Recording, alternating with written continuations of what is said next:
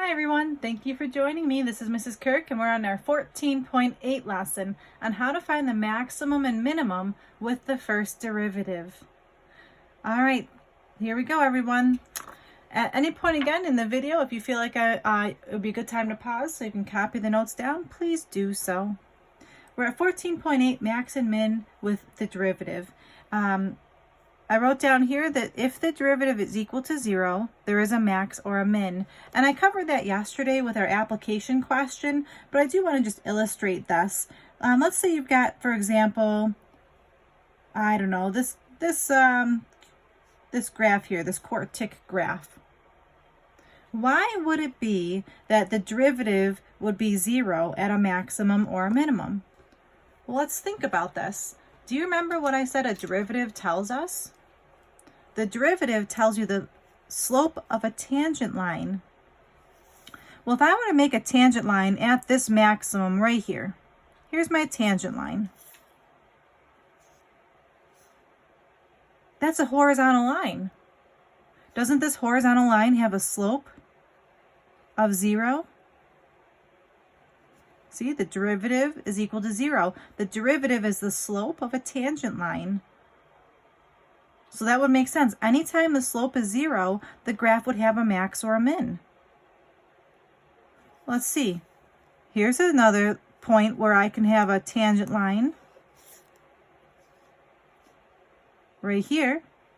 That tangent line would be a horizontal line, and that slope would also be 0. And in this case, isn't that the minimum? Here's my maximum. And then do you see one more spot where I can have a 0 slope? Right here. If I were to draw a tangent line at this spot, the slope would also be 0. So again, just to reiterate, if you have the slope of a tangent line and the slope is 0, wouldn't that have to be a max or a min? So that's the whole point of today's lesson. So using that, we can figure out where the graph is increasing and decreasing. So this is a pretty cool thing. This is going into calculus. This is some really cool stuff. So the first thing you want to do is figure out what the first derivative is. And at this point, let's just jump right to that shortcut method. The derivative of this. Can you get it? It's going to be 6x squared minus 6. Remember, you take the exponent, multiply it by the number in front, and decrease the exponent. Now, what's the purpose of this? Well, now I can figure out some critical points. I want to know, when is the derivative going to equal 0? So now I can factor out my 6. I've got x squared minus 1. Now I can factor this even further using the difference of two squares. I can make my t-chart. You get 6 equals 0. That doesn't make sense, so you just reject it. You get x equals -1 and x equals +1. What did I just figure out? These numbers are going to be my critical points. They're going to be where the max/min are located. Okay, still I haven't answered the question though. I want to know where the graph is increasing and where the graph is decreasing. So this is going to be some new information here. I'm going to teach you today something called the first derivative test. And this is very important, moving on to calculus next year, the first derivative test. I'm just going to fold that in. I've got my daughter's Fancy Nancy highlighter here. So the first derivative test is just like making a sign chart. We've been doing that in the beginning of the school year. So I'm going to skip a little bit of space here because I'm going to need to be able to draw things above my number line. But I'm going to go ahead and draw a number line. And on my number line, I'm going to go ahead and put those two critical points. I've got -1 and +1. Now for my first derivative test, I need to actually use my first derivative. That was 6x squared minus 6. And what I'm going to do is I'm going to check each section, just like when we did that in the beginning of the school year. You pick a number that's less than -1, any number you want.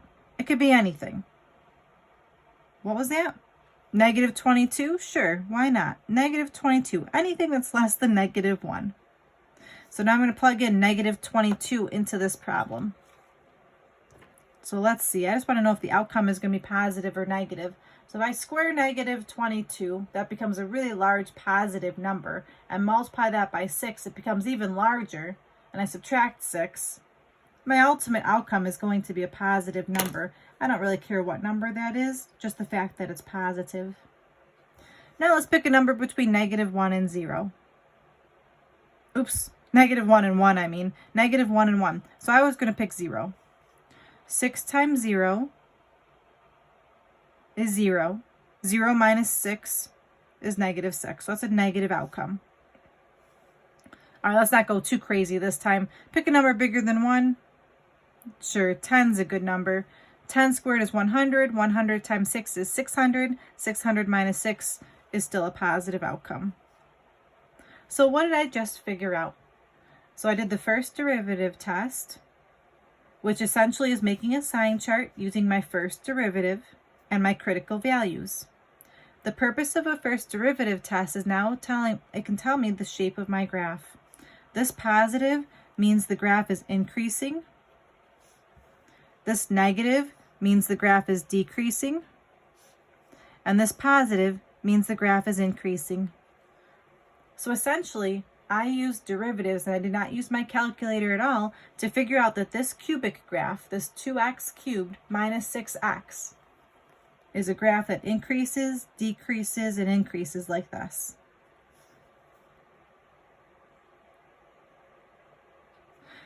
So now I can answer my questions.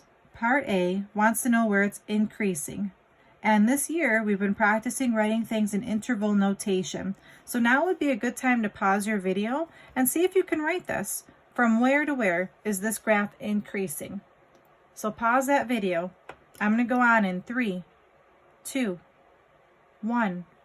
All right, it's increasing from -infinity to -1, or 1 to infinity. And notice I'm using parentheses on everything because at a maximum or at a minimum, it doesn't increase or decrease. So I'm using parentheses everywhere. And the second part here was, where is it decreasing? All right, see if you can write that down. Pause the video. I'm going to go on in 3, 2, 1. It's decreasing right here in this little section from -1 to 1. All right, so part of your homework today will be figuring out where graphs are increasing and decreasing. And to do that, you just find the first derivative, set that equal to 0, find your critical points, make a sign chart, and then you can answer the questions. All right, great job for that first part. Now the second part, you're probably going to want to pause the video and copy this question down. So now would be a good time to pause. I'm going to go on in just a moment. All right, here we go. I'll read the question. It says, a tank with a rectangular base and rectangular sides is to be open at the top. It is to be constructed so that its width is 4 meters and its volume is 36 meters. If building the tank costs $10 per square meter for the base and $5 per square meter for the sides, what is the cost for the least expensive tank? Now, I know some of you might be cringing a little bit. This looks awful familiar to me. I saw this right before the midterms, these kinds of questions. And I remember everyone did struggle a little bit with this. So this is our second, maybe third time visiting this kind of question. First thing I would do is on the side of my paper, I'm going to go ahead and draw a picture of this just to the best of my abilities. So I've got a rectangular tank. So I'm starting with a rectangle here.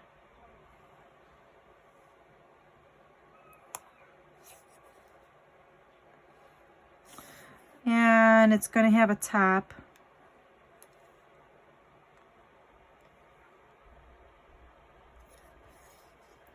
Here's my sides.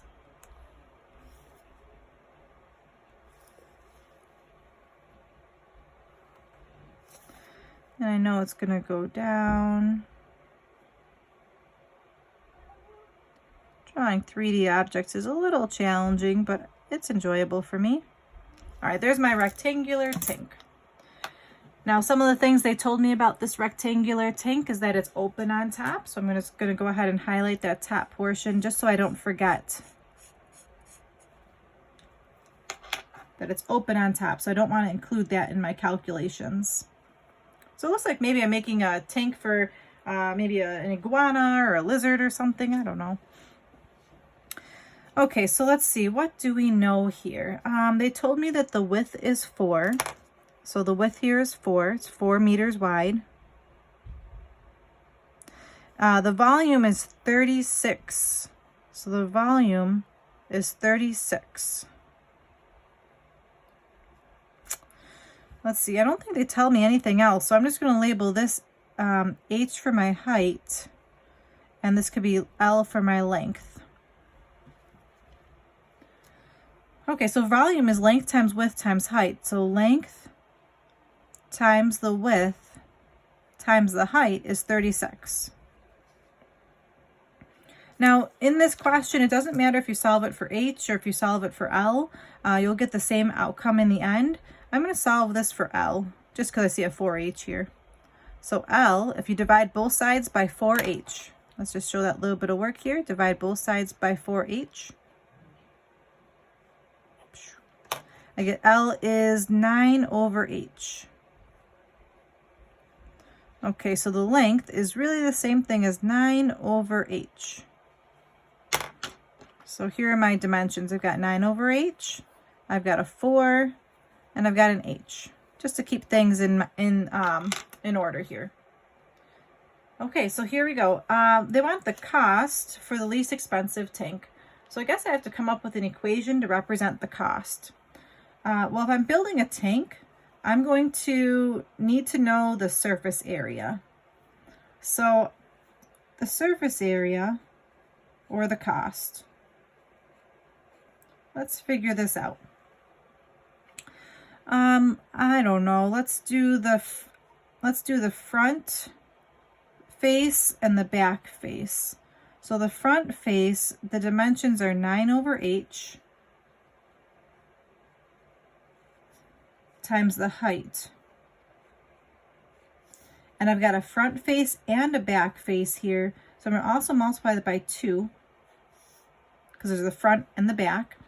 And I need the cost of this. It says if building the tank costs $10 per square meter for the base, I'm not doing the base yet, and $5 per square meter for the sides. So this would be one of the sides. So I'll put $5 here. So I did the front side and the back side. I'm going to go ahead and do the left and the right sides now. So the left side's dimensions are 4 by H. 4 by H for this side. And that means that the opposite side over here would also be 4 by H. So I've got 2 of those. And that's still going to cost me $5 for those 2 sides. And then lastly, I've got the bottom to contend with. So the bottom dimensions are 9 over H by 4.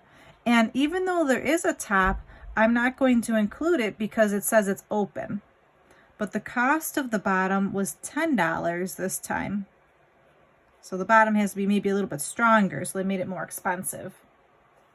Okay, so now I'm going to slide this up. I don't really think I need the word problem anymore. I'll keep the visual there though. All right, so at this point, let's go ahead and simplify this. So the cost, let's see how this simplifies. Let's see, 5 times 2 is 10. 10 times 9 is 90. The H's would cancel. Over here, 5 times 4 is 20. 20 times 2 is 40. And then over here, let's see, 10, I'll do 9 times 4 is 36. 36 times 10 is 360. And that'll be over H for this last piece. right, so we just figured out a formula for the cost here. And now the question wants to know what's the cost for the least expensive. So if I'm looking for the least expensive tank, I'm going to figure out what the minimum is. So I'm going to write this down. Since I'm looking for the least expensive,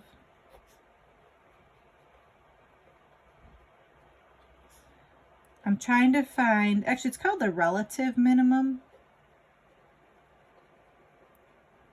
because technically these are like those cubic graphs, and they do technically go down forever, so I'm looking for the relative minimum. Okay, so how do I find the minimum? Wait a minute. I'm just going to backtrack a minute. To find the minimum, I need to find the first derivative. Kind of cool now. All right, so here we go. I'm going to use my first derivative here.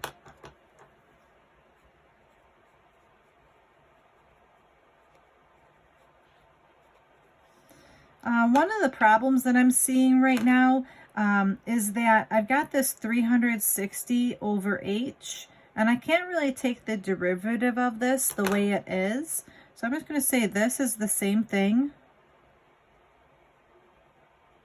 360 h to the negative 1.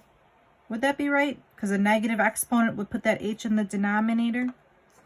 Okay, here we go. The first derivative. So I'm going to call this surface area prime. Okay, the first derivative of 90, that's a constant, so that just drops off. So I've got 40. And then let's see, because the h would become h to the 0. The negative 1 times 360 is negative 360, h to the negative 2.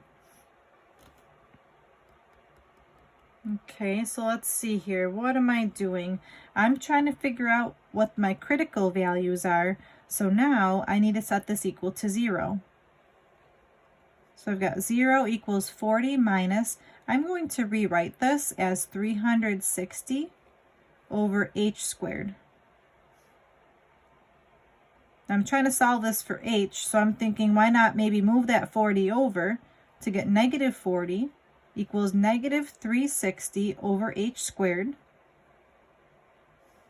Now would possibly be a good time to pause the video and see if you can finish this off. I'm going to keep on going. I'm thinking maybe multiply both sides by h squared.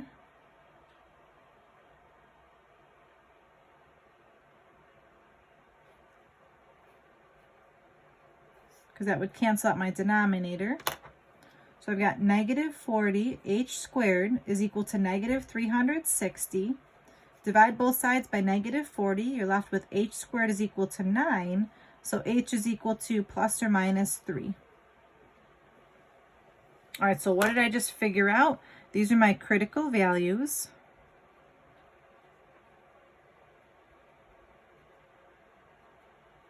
For the first derivative test.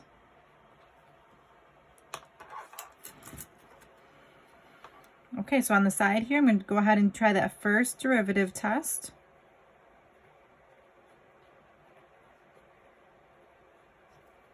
And I'm going to use that first derivative of 40 minus 360 h to the negative 2.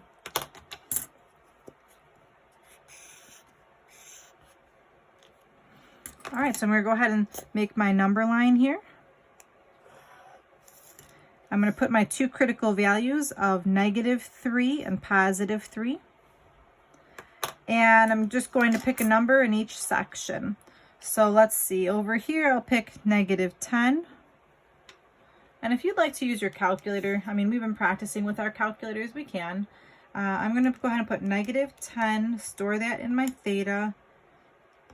My semicolon here, 40 minus 360 raised to the x raised to the negative 2. So I've got a positive number. Then you pick a number between negative 3 and positive 3. I'll pick 0 because that works out nicely just to be, well, let's double check. 0, store that in theta. Actually, I can just arrow up. Let me arrow up and grab this. Change that to 0, delete those couple things. Uh-oh. There's a problem there. I can't use 0 because I would have 0 in the denominator. All right, well, that's good to know. Let's use a different number. Let's use the number 1. Change that to 1, so I get a negative outcome. Pick a number bigger than 3, so I'll pick 5 this time because I don't feel like inserting in my calculator. So go back up, change this number to a 5, and my outcome is a positive. All right, so what did I just figure out? The graph is increasing, it's decreasing, and it's increasing. So I'm looking for the minimum. I'm looking for the minimum. Where do you think is the minimum? Well, if the graph is increasing, decreasing, increasing, the minimum would have to be here.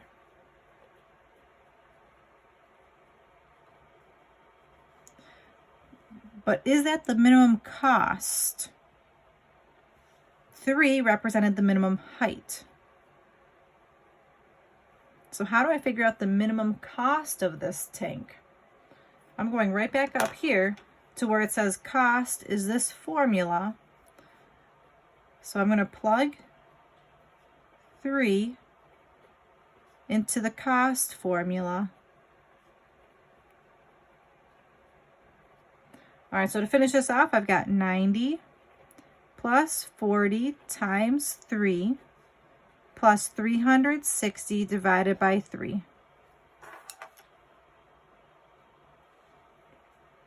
I can just type that on my calculator here. Final answer would be $330.